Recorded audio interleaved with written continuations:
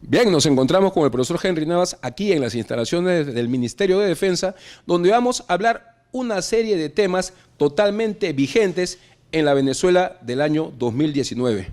Vamos a hablar de un término que venimos acuñando y es, ante una amenaza inusual, el pueblo venezolano ofrece una resistencia inusual. Y esto tiene que ver, porque usted lo va a explicar ahora, en una historia de lucha que se remite a los orígenes de la República de Venezuela.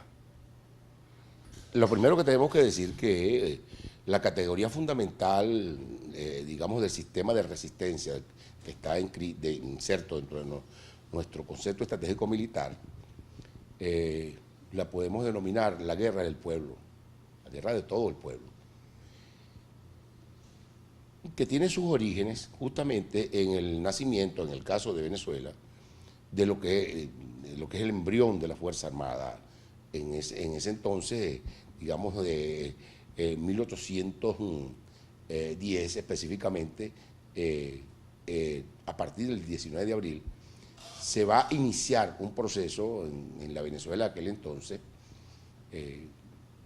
de conformación ciertamente de una milicia, o mejor dicho, de una fuerza militar. Es el embrión que nace, seguramente nace del pueblo, como lo expresan diferentes autores que en el mismo periodo dan fe justamente de la incorporación del pueblo para la conformación de una especie de ejército patriótico, digamos, que va a avanzar ya para 1811 de manera acelerada, dado pues ya el proceso, como todos lo sabemos, la declaración de independencia por supuesto, de julio de 1811. Lo primero que hay que decir es que en la Capitanía General de Venezuela, antes del nacimiento de la República, no existían fuerzas militares españolas como tal, no lo existía. Tampoco había una escuela militar como en otros sectores del Claro, país. por supuesto que no, entre otras cosas, porque éramos una capitanía general, no éramos un virreinato. El virreinato del Perú, virreinato de Santa Fe, de Bogotá, México. Bueno, virreinato por Nueva España. Entonces, pudiéramos decir que no existían instituciones militares como tal. A lo sumo, lo que existía era una suerte de milicia controlada fundamentalmente por el cabildo, que era ciertamente el epicentro de las relaciones, o digamos, del poder de los blancos criollos, ni siquiera de los blancos peninsulares, o mejor dicho, de los propios españoles. Entonces podemos decir que la guerra de independencia venezolana fue una guerra irregular, de lo que hoy día podríamos considerar como guerra de guerrillas. Lo primero es lo siguiente, por supuesto que una guerra de resistencia y una guerra simétrica. Estás hablando de nada más y nada menos de la confrontación con el imperio español, que era el imperio, por supuesto, más poderoso para ese momento del planeta. Para decirlo de alguna manera, era el imperio donde no se ocultaba el sol, porque cuando se ocultaba el sol en las colonias del imperio español, en Sudamérica o en el continente americano, se levantaba en las posesiones en el Pacífico del imperio. Es decir, si nos acordamos de aquella denominación de la Armada Invencible, pero estamos hablando en síntesis de que era una guerra simétrica y por tanto ese embrión que nace del pueblo, porque es la convocatoria de quienes estaban en la dirección del movimiento independentista para la conformación de una fuerza que fuera del pueblo, para la conformación de una fuerza que pudiera de alguna manera oponerse a ese enorme poder militar español, que por supuesto lo empezamos a ver con Monteverde a partir de 1811, toda vez pues que se recupera el poder en España Fernando VII, desalojando de alguna manera a las tropas napoleónicas, fundamentalmente José Bonaparte, que fue impuesto de alguna manera por Napoleón. Entonces, vamos a decir, los orígenes de la Fuerza Armada, llámese ejército en ese momento, ¿sí?, del ejército venezolano, del ejército patriótico, por supuesto tiene un carácter absolutamente popular. ¿Cuál es la forma de guerra que se va a constituir en esa suerte de resistencia, o mejor dicho, de resiliencia, en ese contexto? básicamente es lo que podríamos denominar en la actualidad una guerra popular prolongada. Guerra popular prolongada, porque es la guerra popular prolongada, que es toda una categoría, es porque es una guerra del pueblo, por eso es popular. Y porque digamos que quienes conforman las fuerzas que van a hacer la resistencia son pueblos, no son, digamos, al estilo del surgimiento de los ejércitos europeos, que básicamente se produce como la incorporación de grupos mercenarios, bandidos, digámoslo de esa manera, que fueron incorporados por los señores feudales a los respectivos feudos para, de alguna manera, mantener el dominio. A diferencia de esas... Esos serían los contratistas actuales. Sí, digamos que en buena medida el origen de las Fuerzas Armadas de los países europeos deviene justamente de ese proceso. En el caso de buena parte, digamos, del sur de América, tienen una enorme carga elitista, a diferencia del surgimiento del ejército patriótico nuestro, que es de vocación popular, por eso es la guerra popular, y prolongada, porque la guerra de resistencia no tiene una fecha determinada de determinación, o sea, no existe una cronología con antelación en la cual puede decir para el mes tal vamos a una ofensiva y vamos a terminar la guerra. No, es una guerra prolongada, donde se combinan diferentes formas de lucha, a saber, la guerra de guerrillas, ¿verdad?, la guerra de movimientos y la guerra de posiciones.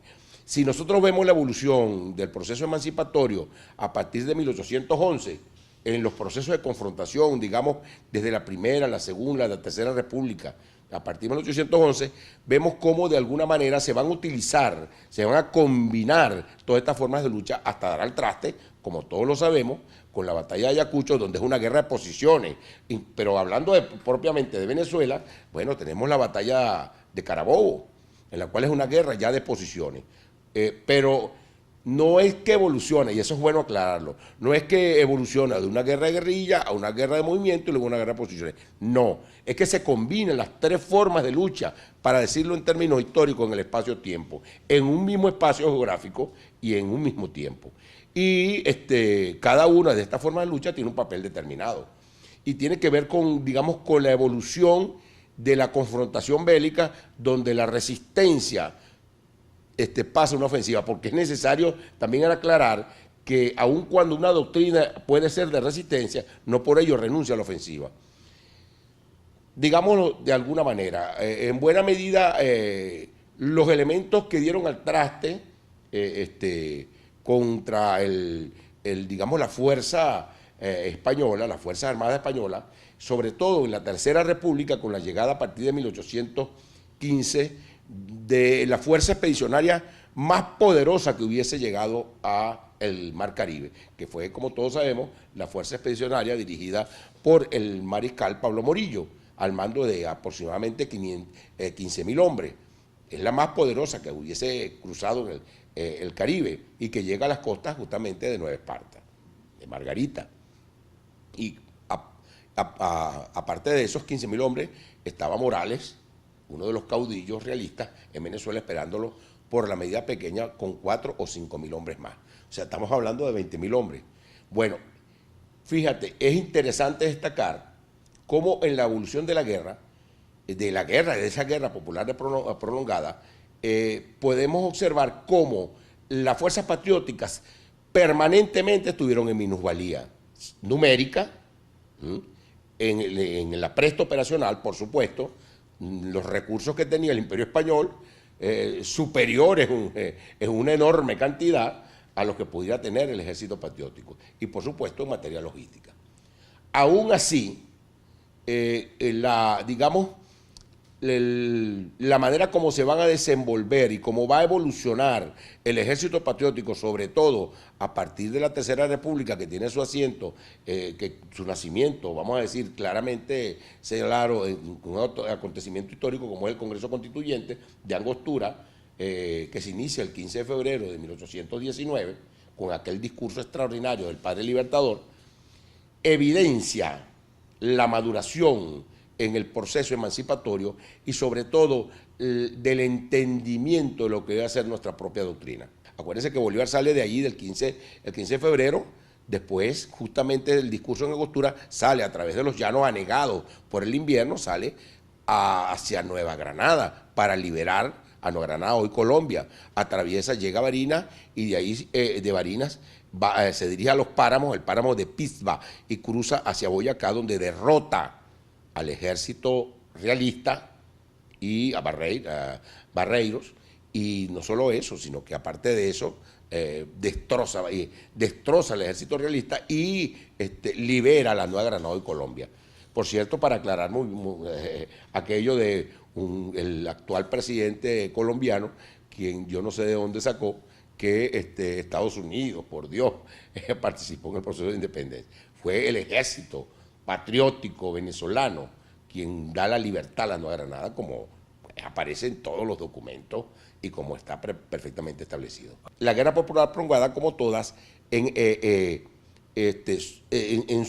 su evolución va a incorporar los elementos propios de la cultura, de los elementos axiológicos incluso de cada uno de los pueblos. O sea, las guerras popular prolongadas tienen un enorme sentido cultural del lugar donde se desarrolla. No es igual la guerra popular prolongada que se va a dar en China, con aquello de la Gran Marcha China, o de la guerra de Vietnam, siendo una guerra popular prolongada, pero la diferencia que hay en materia cultural, en materia geográfica es tremenda. O sea, nuestra guerra popular prolongada que antecede todas estas que te he nombrado, Vietnam, la República Popular China, es el fruto de la acumulación de experiencias en una confrontación, en la resistencia, no solo durante el proceso emancipatorio, es decir, de los aborígenes, porque ahí se incorporan las formas de lucha de los aborígenes que desde 1492 estuvieron combatiendo al español. Luego los cumbés. Claro, los cumbés, por supuesto, toda aquella población negra que procedente de África, secuestrada del continente africano y traído, bueno, justamente para su brutal explotación. Va a ser resistencia, los cumbés, como tú dices, o cimarroneras, donde se fugaban los esclavos y conformaban justamente, sobre todo en las regiones del llano venezolano, en esos sabanales se van a crear, digamos, unidades demográficas donde se combinaban aborígenes, esclavos huidos y también blancos proscritos por la corona. Esa es la génesis de lo que se llama el criollo. Esas experiencias de siglos, desde 1492, se van a expresar, sobre todo, hay que decirlo, mira, sobre todo durante la Tercera República. ¿Por qué? No solo son los números, son las formas de lucha, es la manera como, de alguna manera, como se va a combatir, no solo en el elemento estratégico, sino en el elemento operacional y táctico. Lo que, por cierto, no logró comprender, jamás pudo comprender Pablo Morillo. Eso no lo digo yo a partir de alguna lectura de la interpretación, de los propios documentos, donde el mariscal Pablo Morillo confiesa que él no logra entender la forma de lucha de los venezolanos, sobre todo de los venezolanos, a quienes acusaba de destruir cualquier acuerdo que pudiera tener el Imperio Español con las oligarquías o los blancos criollos de Colombia, sobre todo. Decía, vienen los venezolanos nuevamente y echan a perder los acuerdos, o sea, las conciliaciones. Entonces, digamos, de alguna manera, toda esa experiencia de resistencia de las etnias que componen esa nueva experiencia civilizatoria nacida de no solo de la Capitanía General de Venezuela, sino de todo lo que posteriormente Bolívar denomina la América Meridional, va a estar presente y se va a incorporar en la forma de lucha. No es nada más, no son los números, es la experiencia de los pueblos, es el saber. Por eso es la guerra de todo el pueblo, porque es el saber de un pueblo que ha combatido, que ha hecho resistencia durante siglos. Ahora, hay una situación, nosotros vemos en el concepto estratégico militar nuevo, con el advenimiento del proceso revolucionario bolivariano, se crea la doctrina militar bolivariana, que debe extraer los elementos fundamentales, para decir los fundamentos teórico-conceptuales de lo que fue esa experiencia emancipatoria, que fue proscrita por la oligarquía después de 1830, Eso hay que decirlo, con la muerte de Bolívar. El bolivarianismo y toda esa experiencia militar fue proscrita, fue desaparecida. Hay que ver, hay que leer el Congreso de 1830 que precedió a la muerte de Bolívar en Valencia, donde fue perseguido, definitivamente fue perseguido el padre Libertador. Pero no solo que fue perseguido, luego de su muerte, es perseguido a todo aquel que se le ocurriera hablar justamente de Bolívar. A partir de allí, digamos que la fuerza, la doctrina militar que va a adoptar la Venezuela posterior al proceso de independencia es una doctrina militar exógena, procedente de, imagínense, prusiana, pero no solo eso, incluso de las escuelas francesas, aquellas de Antonio Guzmán Blanco, y en el siglo XX, con Juan Vicente Gómez, bueno, viene la escuela prusiana que tenía su, digamos, su epicentro en Chile, después digamos, de la Primera Guerra Mundial y sobre todo después de la Segunda, digamos que nos adscribimos a la doctrina de seguridad nacional procedente justamente del gobierno estadounidense y las instituciones de la proclamación de esa doctrina por parte de Harry Truman en 1947. Pero hay otra cosa más que es importante destacar, que es precisamente con el renacer digamos, del proceso revolucionario bolivariano, que nuestra Fuerza Armada adopta nuevamente, digamos, su elemento ontológico, existencial, ¿verdad? Y lo va a incorporar en su doctrina, la doctrina militar bolivariana. Ahora, eso no es un elemento que se decreta, porque es necesario en ese sentido, y el esfuerzo es supremo por parte de las Fuerzas Armadas, extraer de esa experiencia civilizatoria una doctrina que fue construida a lomo de caballo, no fue construida como Clausewitz, que lo hizo justamente en ninguna guerra. Fue una serie de apuntes que alguien de apuntes, libro, ¿no? O sea, exactamente. No, la doctrina nuestra nace a lomo de caballo. Y casualmente, profesor, yo quería preguntarle cómo es que en un ejército, una fuerza armada como la venezolana, luego de haber sido proscrito el padre Libertador y con toda esa influencia que usted ya habló, resurge el bolivarianismo con Hugo Chávez a la cabeza, por cierto, pero sin embargo había de alguna manera decirlo, caldo de cultivo para que esto vuelva a renacer, a resurgir, ¿no? ¿Cómo lo explica usted? bueno, mira, es que en la Venezuela, después del proceso de independencia, han existido dos Venezuelas. Una Venezuela donde se circunscribe la oligarquía y que elabora pensamiento y discurso a partir de las academias fundadas, por cierto, desde una visión eurocéntrica, desde las potencias que colonizaron justamente todo este enorme sector. Y está la otra Venezuela que ha hecho resistencia, tratando de preservar su imaginario, o sea, el combate entre la arepa y el pan, hay que decirlo con toda propiedad. O sea, es una resistencia que se ha sostenido y que se ha mantenido, mientras que la academia lo que ha hecho es reproducir los valores dominantes desde su propia visión justamente de imperio, cosa que se ha sostenido. Y de paso hay una suerte de segmento poblacional adicto a ese sometimiento, como lo vemos en la actualidad. Pero volvamos con la guerra popular prolongada. ¿Qué pasó con ella? Desapareció. Esa forma de lucha en el proceso emancipatorio entre 1811 a 1824 desapareció. No, ella estaba profundamente vinculada a nuestra Fuerza Armada, aun cuando se le impuso la doctrina exógena, la última de ellas, la doctrina de seguridad nacional, como ya lo dije, procedente del gobierno de Harry Truman, de la Guerra Fría. Aún con todo eso, existía en las Fuerzas Armadas, estaba desde el punto de vista existencial los elementos que configuran justamente el nacimiento de la República. Es así como se retoma, y el esfuerzo es supremo para poder hacer una lectura de los elementos teóricos, conceptuales, en cuanto a doctrina, en cuanto a estrategia, en cuanto a operaciones, en cuanto a tácticas. Es un esfuerzo supremo, un esfuerzo investigativo, que lo vemos con la conformación del concepto estratégico militar, en donde refiere que la forma de lucha, de resistencia nuestra, es la guerra popular prolongada. Ah, bueno, es aquella del siglo XIX. No, o sea, proviene de allí y tiene elementos fundamentales de ese esfuerzo emancipatorio, pero es actualizada de acuerdo a qué cosa, a la guerra y a la amenaza a la que está sometida la Venezuela de hoy. No es lo mismo el imperio español que el imperio estadounidense.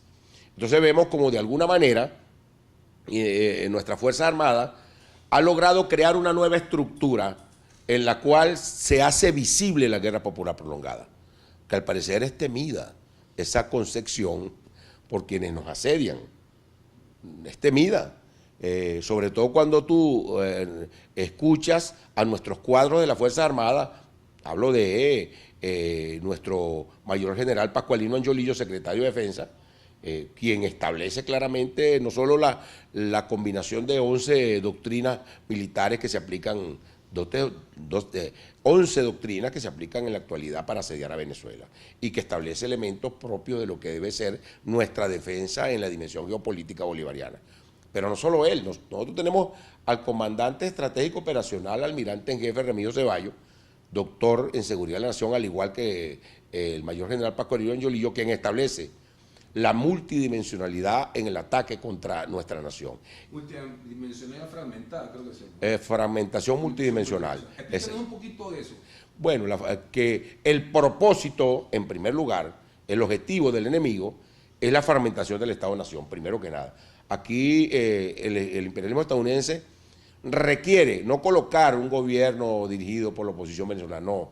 Lo que requiere es el descuartizamiento del Estado-Nación, la desaparición del Estado-Nación, porque es la única manera, como de manera acelerada, puede apoderarse de nuestros recursos sin estorbo. Eso es lo que están aplicando a Libia, por ejemplo. Bueno, lo que le hicieron a Libia, lo que le hicieron a Yugoslavia.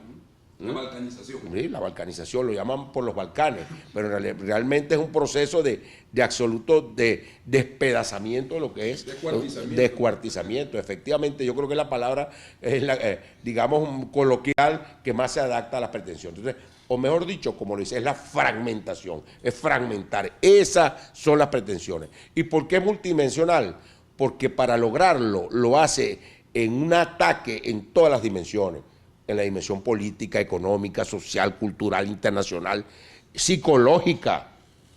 Por ejemplo, yo te pongo por ejemplo, una de las últimas doctrinas que se aplica de guerra contra nosotros, se llama la turbulencia social. Daniel Stulin lo extrae de un par de autores extraordinarios, como una nueva doctrina de guerra, muy parecida a aquella doctrina del caos constructivo, el caos constructivo de Bersinski. Digamos, la doctrina se parece en que el propósito es atacar el estado de bienestar, que es el centro de gravedad de la población. Pero en el caso de la turbulencia social, no solo es atacarla, sino que va dirigida al cerebro, aquí, a la mente, va dirigida para destrozar justamente digamos, el equilibrio mental de la población, a través de acciones económicas, sociales, políticas, procesos incluso de operaciones de información, que son operaciones psicológicas, que van creando incluso estados en los cuales un sector de la población, hay que decirlo, entra en una suerte de psicosis, que desconoce incluso la realidad, aun cuando se la presentas y le dices, mira amigo, aquí está pasando esto. No, eso no está pasando, pero mira, obsérvalo. Que algunos autores lo han calificado, digamos, ese estado mental con diferentes denominaciones, pero sin la menor duda, es el producto de la aplicación de una doctrina llamada turbulencia social, dirigida al quiebre mental de la población. Eso no es, digamos, una doctrina creada simplemente por uno o dos pensadores. Es toda una escuela. Es una lógica. Es una lógica y una escuela tremenda. Y frente a ella, ¿qué tenemos nosotros? Tenemos nuestra guerra popular prolongada, que ha venido evolucionando. No es lo mismo la estructura que teníamos nosotros en materia del concepto estratégico militar de hace 6 meses a la que tenemos ahora. Porque debemos decir, tú dices, bueno, ¿y cómo es eso que cada rato lo cambiamos? No, porque evoluciona. El concepto estratégico militar, como todas las estrategias, evolucionan en la medida en que quien te ataca va hibridando, para decirlo en términos de la guerra híbrida, va cambiando la forma de ataque. En el caso de Venezuela se han utilizado, te estoy diciendo, 11 y con turbulencia social, 12, desde el Estado fallido, el Estado forajido, causa justa, guerra preventiva, toda esa, digamos, toda esa gama de doctrinas se han aplicado de manera simultánea y no han podido.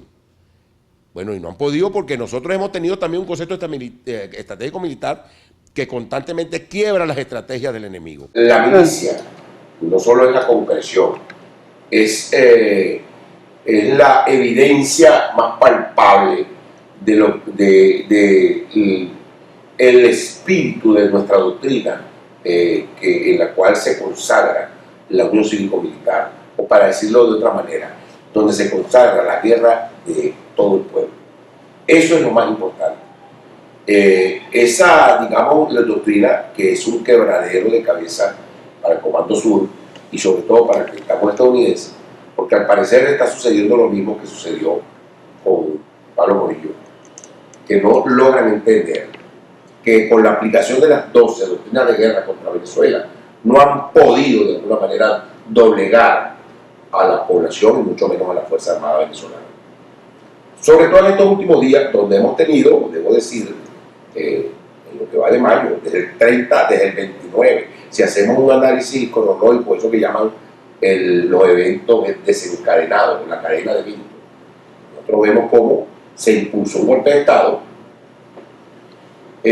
soportado, digamos, en una realidad inexistente, que produjo un enorme fracaso, no solo para... ¿Será que eso de la turbulencia social los afectó más a ellos que a nuestro pueblo? Pareciera ser.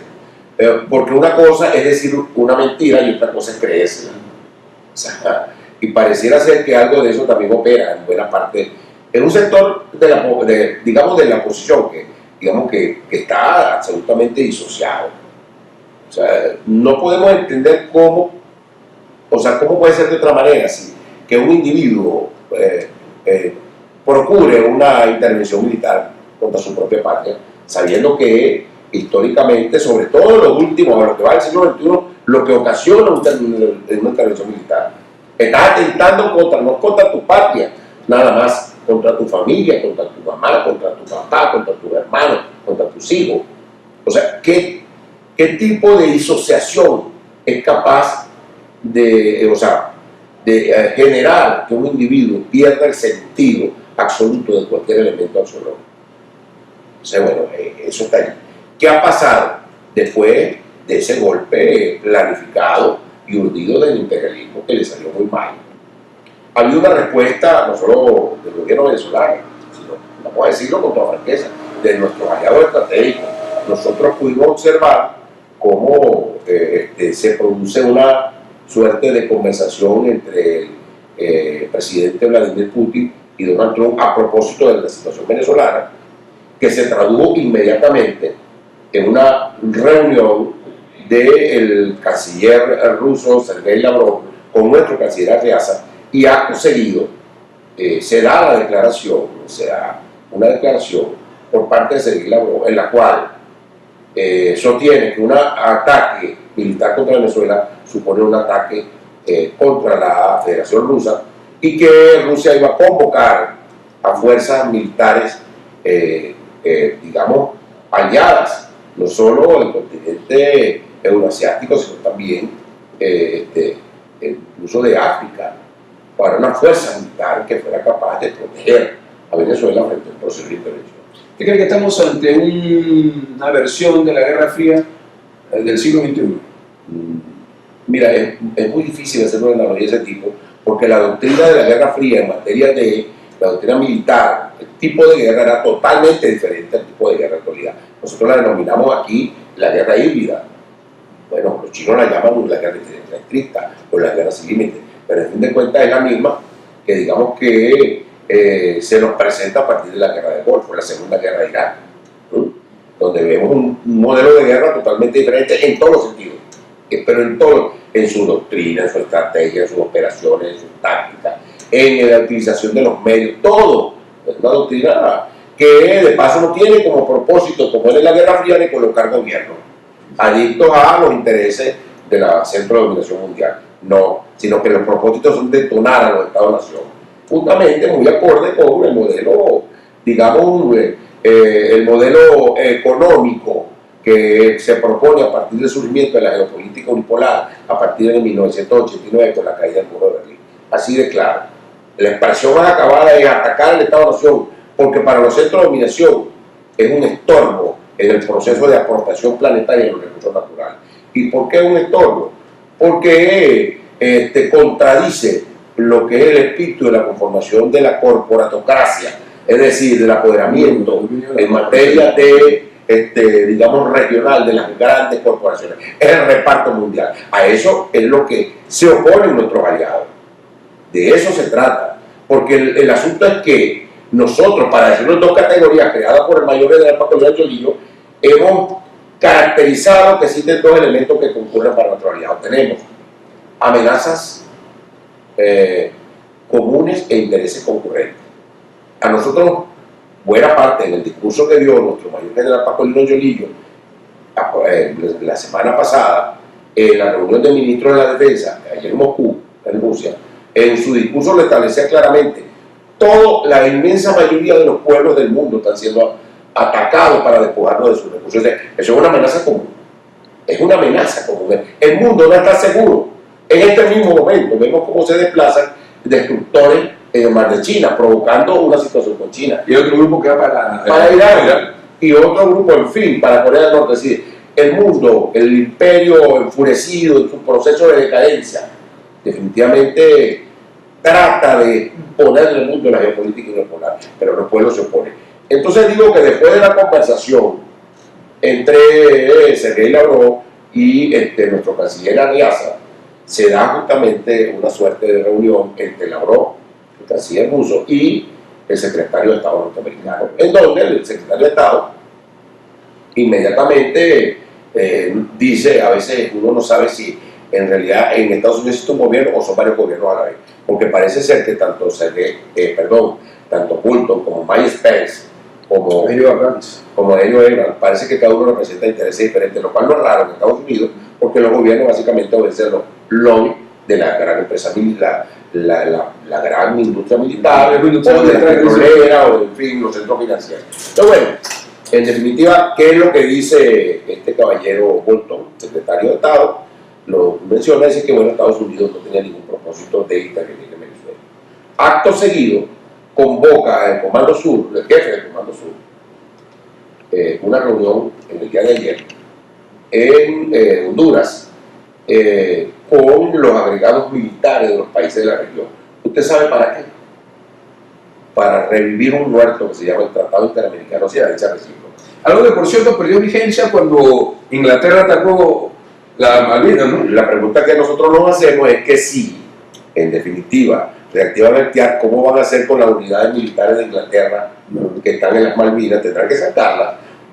A mí me luce que esa suerte de títere llamado Macri la va a tener muy difícil para poder justificar ante su pueblo que se aplique el TIAR y que continúe justamente las bases militares inglesas en las Malvinas o en la presencia de la OTAN a lo largo y ancho del Caribe Oriental Insular. Entonces, que nos expliquen. Lo que entendemos en todo caso es que definitivamente el gobierno estadounidense está a la defensiva. Ahora será que frente a una ofensiva multipolar que lo ha hecho de defensiva, y debo decir que esa ofensiva nace de aquí. Claro, entonces debe ser el profesor que no somos una amenaza inusual, pero sí somos una resistencia inusual que les ha trastocado todo, digamos, ese marco conceptual que ellos tenían. Me parece que es una buena denominación, ¿no? Una resistencia inusual y extraordinaria, para decirlo de manera bien precisa. Y debo decir que Venezuela, junto a sus aliados, lleva adelante un esfuerzo supremo. Y cuando digo Venezuela no lo quiero decir de manera abstracta, estoy hablando del pueblo de Venezuela, que hay que decirlo, es el protagonista de esta película. No hay otro protagonista. Un pueblo que haya sido sometido, sobre todo en los últimos 3, 4 años, a las más bestiales acciones terroristas, terrorismo económico, psicológico sobre todo, pero el económico también, cuando una persona está haciendo colas interminables para conseguir los productos, para poder conseguir los productos. Y bueno, eso también hay en la mente, ¿no? Claro, absolutamente. O sea, por eso es que nosotros entendemos como el centro de gravedad del imperialismo, a través de la aplicación de su doctrina, es el bienestar de la ciudadanía. Eso es lo que pretende detonar. Eso no lo estoy diciendo yo. Eso lo dice Bromfield, el embajador Bromfield, o lo dice nada más y nada menos que el propio Eloy Evans. Vamos a quebrar, a doblar la rodilla al pueblo venezolano para que no siga acompañando al pueblo boliviano. Pues no lo han logrado ni lo van a lograr. Sobre todo porque en la actualidad, dentro de nuestra resistencia, como hemos visto, nuestro gobierno y nuestra vanguardia ha pasado a la ofensiva frente a una posición de defensiva en los Estados Unidos, que ahora desesperado sale a convocar a las autoridades militares de los diferentes países del sur para que lo acompañen a desenterrar ese cadáver que llaman el Tratado Interamericano de Asistencia Recíproca, despavoridos bajo la posibilidad de que una fuerza militar multinacional aborde justamente el Caribe para defender a Venezuela. Sería una cachetada insoportable a las posiciones, a la hegemonía y a las posiciones absolutamente soberbias del imperialismo estadounidense. Y aparte de eso, bueno, tenemos nuestra ofensiva. Nuestro gobierno inicia la ofensiva, y no digo nuestro gobierno, es el Estado venezolano, cuando el Tribunal Supremo de Justicia acaba de solicitar a la Asamblea Nacional en el día de ayer que se le allanara la inmunidad parlamentaria para seguirle el juicio a los traidores de la patria. Eso es importante, que los traidores de la patria sepan que se acabó la guachafita, que no vamos a seguir soportando que sigan pronunciándose venezolanos o supuestamente venezolanos para provocar una intervención militar. Eso que hubiera hecho Simón Bolívar con esta gente y con los bachaqueros. No, mira, déjame decirte una cosa. Sobre todo durante la Segunda República, eso es histórico. En el caso de los bachaqueros, se encargó, estaba Arismendi, estaba como jefe de la guarnición de Caracas, incluyendo por supuesto Vargas. Y el otro era, que estaba como segundo, era nada más y nada menos que José Félix Rivas, que no era ninguna. Estamos hablando de 1813, estamos hablando de la campaña Mirable, después de la capitulación de Caracas. Bolívar ordenó que se... A los canarios, debo decir, los canarios, que sobre todo en Caracas, como siempre, vivían en los alrededores de lo que hoy es la parroquia Candelaria. Bueno, los canarios empezaron a manipular justamente los alimentos que llegaban, que teníamos acá, y realizaron procesos de acaparamiento y de alza de los precios. Bueno, que hizo José Félix Rivas, lo fusiló, y Arismendi, una buena porción de ellos lo mandó a La Guaira, y entonces para no gastar proyectiles que hacían falta para la guerra, pues lo mandó acá. Y estoy hablando de centenares. Así castigó el ejército patriótico, dirigido por Bolívar, justamente el bachaqueo y el acaparamiento y la especulación. Y en cuanto a los traidores, pues ni te digo. Pues es decir, digamos que después de 1819, 20, que más o menos se le baja el tono con el Tratado de Regulación de la Guerra elaborado por Antonio José de Sucre a solicitud del Padre Libertador. Pero antes de eso no había prisioneros, y era de lado a lado, o sea, no había prisioneros. Aquello del decreto de guerra-muerte que muy bien planteado por Simón Bolívar, donde decía, bueno, el español y el canario contar con la muerte, y los venezolanos, un poco para sentar, yo soy venezolano, bueno, contar con la vida aún cuando sea indiferente. ¿Ya? Pero la traición aquí se pagaba en esa confrontación bélica definitivamente con el ajusticiamiento, no hay otra. Nosotros hemos demostrado en la actualidad, el gobierno venezolano, el Estado venezolano, tener una tolerancia infinita y una vocación, la vocación de paz, para la paz, sin duda extrema. Solamente así. Y el pueblo venezolano, la vocación de paz. Por mucho menos de lo que aconteció el 30 de abril, estuviéramos recogiendo muertos. Eso quiere decir que el discurso de la paz para nosotros no es un proyecto de vida que tenemos los venezolanos, que desdice todas las matrices de opinión. No hay ya es inocultable. New York Times dice, bueno, evidentemente sí hubo un atentado contra Maduro, no lo pueden negar. El CNN, bueno, ciertamente la payasada esa que montaron la frontera con Colombia, evidentemente fue del lado de Colombia. O sea, lo dice CNN, o sea, es inocultable. Ya no hay manera de presentar al gobierno venezolano como un gobierno dictatorial. ¿Qué dictadura es esta? Que nos colocan en reiteradas oportunidades. En lo que va del año 2019, desde enero hasta ahora, hasta mayo, han habido infinidad de acciones internas dirigidas a provocar una guerra civil. Y el gobierno ha soportado de manera estoica, el pueblo ha soportado de manera estoica. ¿Cómo se llama eso? Eso se llama vocación. Primero, infinita tolerancia y una vocación de paz. Muy bien consolidada. Profesor, un placer. Igualmente, profesor.